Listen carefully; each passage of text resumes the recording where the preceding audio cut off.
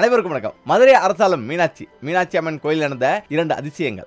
மீனாட்சி அம்மன் மதுரையில் பிறந்ததாக கருதப்படுவதால அம்பாளின் சன்னதியே முதன்மையாக உள்ளது. அம்மனை வணங்கிய பின்பே சிவபெருமானை வணங்கும் மரபு கடைபிடிக்கப்படுகிறது. மதுரை மாநகரத்துக்கு பெருமை சேர்க்கும் வகையில மீனாட்சி அம்மன் கோயில் திகழ்ந்து வருகிறது.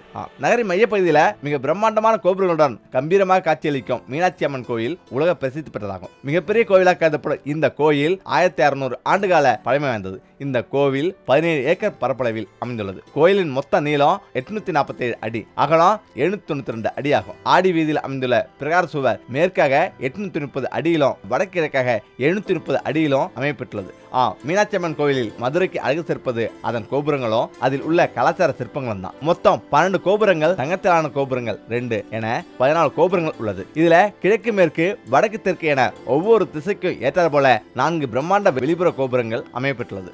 இவை அனைத்தும் 9 நிலைகள் கொண்டதாகும். இந்த 4 கோபுரங்களும் ராஜகோபுரங்கள் என்று அழைக்கப்படுகிறது. இந்த கோவில் மீனாட்சி சுந்தரேஸ்வரர் கோயில் என்று அழைக்கப்பட்டு வருகிறது. மீனாட்சி அம்மன் மதுரையில் பிறந்ததாக கருதப்படுவதால அம்பாளின் சன்னதியே முதன்மையாக உள்ளது. அம்மனை வணங்கிய பின்பே சிவபெருமான வணங்கும் மரபு கடைபிடிக்கப்படுகிறது. மீனாட்சி அம்மன் சில மரகதத்தால் ஆனது. மதுரை மன்னன் குலசேகர பாண்டியன் கனவுல சிவபெருமான் வந்ததால அவர் கடம்பவனம் என்ற காட்டை அழித்து மதுரை மாநகரையும் இந்த சிவசக்தி தலத்தையும் அமைத்ததாக கருதப்படுகிறது. மீனாட்சி வரலாறு. மதுரை ஆண்டு வந்த மலையத்தோச பாண்டியனும் அவரது மனைவி காஞ்சனமாலையும் மகப்பேறு வேண்டி இறைவனை வழிபட்டு வந்தனர். பல்வேறு யாகங்களை செய்தனர். பிறகு பிரம்மன் உபதேசத்தின் பேர்ல உத்தரகாமேட்டி யாகம் மேற்கொண்டனர். அப்போது அவர்களுக்கு அருளும் பொருட்டு இவ்வுலகையே இந்த அன்னையான உமாதேவியார் அந்த யாககுண்டத்துல 3 தனங்களுடைய பெண் குழந்தையாக தோன்றினார். குழந்தை உருகண்டு பேரானந்தம் பெற்ற அரசனும் அரசியும் குழந்தையின் உருவிலே இருக்கும் மாற்றம் கண்டு மனம் வருந்தினர். அப்போது சிவபெருமான் அசரீதியாக மன்னா மனம் வருந்தாது, இக்குழந்தைக்கு தடாதகை என்று பெயரிட்டு கேள்விகள்ல சிறப்புறுமாறு அனைத்து கலைகளையும் கற்றுக்கொடு.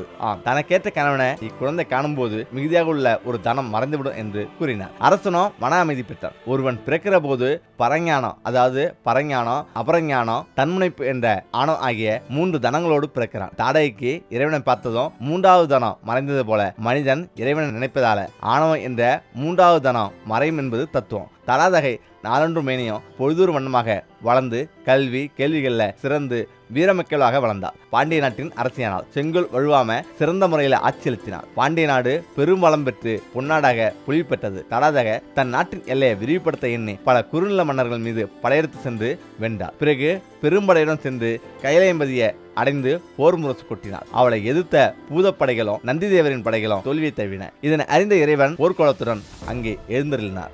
அப்பெருமான தன் எதிரே கண்டதும் தடாதகை பெண்ணுக்கே உரிய அச்சம், மடம், நாணம், பயிர்ப்பு என்ற 4 வகை நெற்றியில நாணி தலை குனிந்தார். அவரது 3வது தனங்கள்ல ஒன்று மறைந்தது. இறைவனே தனக்குரிய கணவன் என்பதை உணர்ந்தால் அவள். இறைவன், நீ மதுரைக்கு செல், இன்றைக்கு 8ஆம் நாள் நாம் அங்கு வந்து உன்னை மனம் புரிவோம் என்று கூறினார். அதன்படியே தடாதக மதுரை அடைந்து அட்டமங்கலத்தோடு எதிர்கொள்ள அரண்மனைக்குள் புகுந்தார். இறைவனுக்கும் தடாகைக்குமான திருமண நாள் குறித்து பல நாட்டு மன்னர்களுக்கும் ஓலை அனுப்பப்பட்டது. வீதிகளும் மாளிகைகளும் அலங்கரிக்கப்பட்டது. தேவர்களும் முனிவர்களும் திருமாலும் வந்திருந்தனர். மேலும் பல நாட்டு மன்னர்களும் திரண்டு வந்தனர்.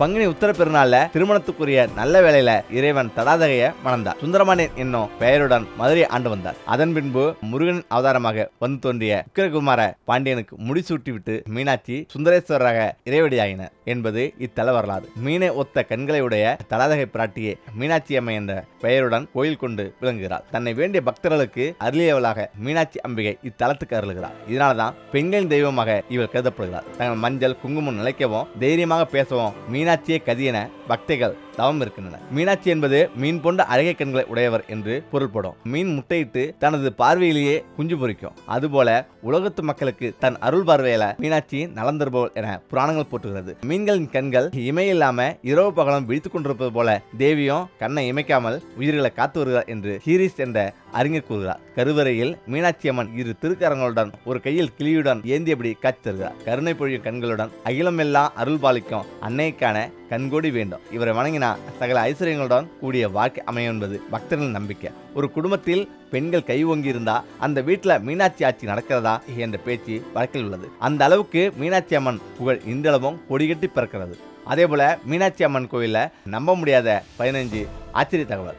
பிரம்மாண்டம், ஆச்சரியம், அதிசயம் என அனைத்தையும் தனக்குள் வைத்துள்ள இந்து கோயில்கள்ல மதுரை மீனாட்சி அம்மன் கோயிலும் ஒன்று. இந்த கோவில் யாரால் எப்போது கட்டப்பட்டது என இப்போது வரை துல்லியமாக சொல்ல முடியவில்லை. மனித சக்திக்கு எட்டாத பல ஆச்சரியங்களை கொண்ட இந்த கோயில் மீனாட்சிக்கு சித்திரை திருவிழா நடக்கும் வேளையில இக்கோயில் உள்ள முக்கியமான ஆச்சரியப்பட வைக்கும் விஷயங்கள் சிலவற்றை பார்க்கலாம். மதுரை மீனாட்சி அம்மன் கோயில். மீனாட்சி அம்மன் கோயில் மீனாட்சி சுந்தரேஸ்வரர் கோயில் என பல பெயர்கள் அழைக்கப்படும் மதுரை மீனாட்சி அம்மன் கோயில் மதுரையில வைகை கரையில அமைந்துள்ளது. இந்தியாவில் மிக முக்கியமான அதே சமயம் மிக பழமையான கோயில்கள்ல இதுவும் ஒன்று. தென்னிந்தியாவில் உள்ள மிக முக்கியமான சுற்றுலா மற்றும் ஆன்மீக தலங்கள்ல மதுரை மீனாட்சி அம்மன் கோயிலும் ஒன்று. உள்நாட்டினர், வெளிநாட்டினர் என பலரும் கண்டு அதிசயிக்கும் கோயில் இது.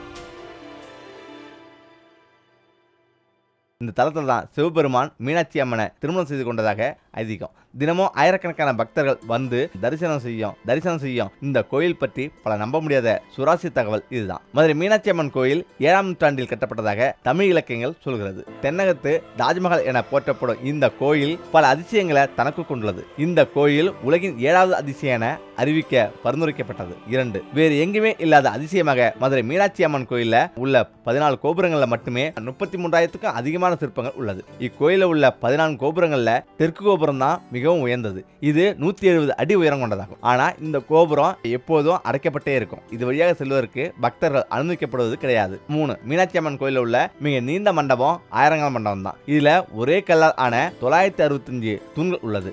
அனைத்தும் ஒரே கல்லால் செதுக்கப்பட்டவை என சொல்லப்படுகிறது.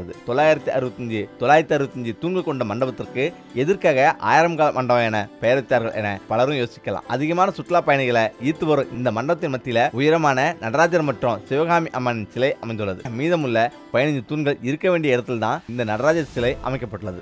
4 உண்மையிலேயே மதுரை மீனாட்சி அம்மன் கோயிலை கட்டியது இந்திரதேவன் என சொல்லப்படுகிறது. இஸ்லாமிய மன்னர் மாலிகாபூரின் படையெடுப்புக்கு பிறகு சேதப்படுத்தப்பட்ட இந்த கோயில் விஸ்வநாத நாயக்கரால 14ஆம் நூற்றாண்டுல புனரமைக்கப்பட்டதாக சொல்லப்படுகிறது. தற்போதுள்ள இந்த கோயில் திருமல நாயக்கர் மன்னர் மதுரை ஆட்சி செய்வதற்கு 2500 ஆண்டுகளுக்கு முன்பே கட்டப்பட்டதாக சொல்லப்படுகிறது. 5 மீனாட்சி அம்மன் கோயில்ல மட்டுமே 2 பாகங்களாக 1 மாத காலத்துக்கு திருவிழா நடைபெறும் வழக்கம் உள்ளது. சைவ வைணவ ஒற்றுமையின் அடையாளமாக ஏப்ரல் மாதத்துல சித்திரை திருவிழா நடத்தப்படுவது வழக்கம். மதுரை சித்திரை திருவிழாவின் முதல் 15 நாட்கள் வைகை கரையில தென்பகுதியில் உள்ள மீனாட்சி அம்மன் கோயிலும், அடுத்த 15 நாட்கள் வடகரையில் உள்ள அழகர்மலை கள்ளழகருக்கும் திருவிழா நடைபெறும். 6 கேட்டதை தரும் தெய்வமாக விளங்கும் மீனாட்சி சுந்தரேஸ்வரர் கோயிலுக்கு தினமும் 15,000 பக்தர்கள் வரை வந்து செல்வது வழக்கம். வெள்ளிக்கிழமைகள்ல 25,000 பேர் வரை வருவதுண்டு. அது சித்திரை திருவிழா காலங்களில் குறிப்பாக மீனாட்சி திருக்கல்யாணத்தன்று மட்டும் 1 லட்சத்துக்கும் அதிகமான பக்தர்கள் வந்து தரிசனம் செய்வதுண்டு. வேண்டியதை நிறைவேற்றும் பொற்றாமரை குளம். முக்கியமாக மீனாட்சி அம்மன் கோயிலின் ஒரு பகுதியாக பொற்றாமரை குளம் உள்ளது. இந்த குளத்துல மலரும் தாமரைகள் தங்க நிறத்தில் இருப்பதாக சொல்லப்படுவதால இதற்கு பொற்றாமரை குளம் என பெயர் இருந்ததாகவும், இந்த குளத்தின் மத்தியில தங்க தாமரை வைக்கப்பட்டுள்ளதால இதற்கு பொற்றாமரை குளம் என பெயர் இருந்ததாகவும் பலவிதமான காரணங்கள் சொல்லப்படுகிறது. இந்திரன் இந்த குளத்துல பூத்த தங்க மலர்களை கொண்டுதான் சிவனை பூஜித்து தன்னுடைய பாவங்கள் நீங்க பெற்றதாகவும் புராண கதைகள் சொல்லப்படுகிறது. இதை நினைவுபடுத்தும் விதமாகவே தற்போது தங்க மூலம் பூசப்பட்ட தாமரை மலர் இந்த குளத்துல மிதக்க விடப்பட்டுள்ளதாக சொல்லப்படுகிறது. இந்த குளத்துல பக்தர்கள் குளிப்பதற்கு அனுமதிக்கப்படுவதில்லை என்றாலும் ஒவ்வொரு மாத பிறப்பன்றும் இந்த குளத்தில் குளித்துவிட்டு மீனாட்சி அம்மனை வழிபட்டா அவர்கள் என்ன வேண்டிக் கொண்டாலும் அது அப்படியே நடக்கும் என்று நம்பிக்கை உண்டு. மதுரை மீனாட்சி அபிஷேக ரகசியம்.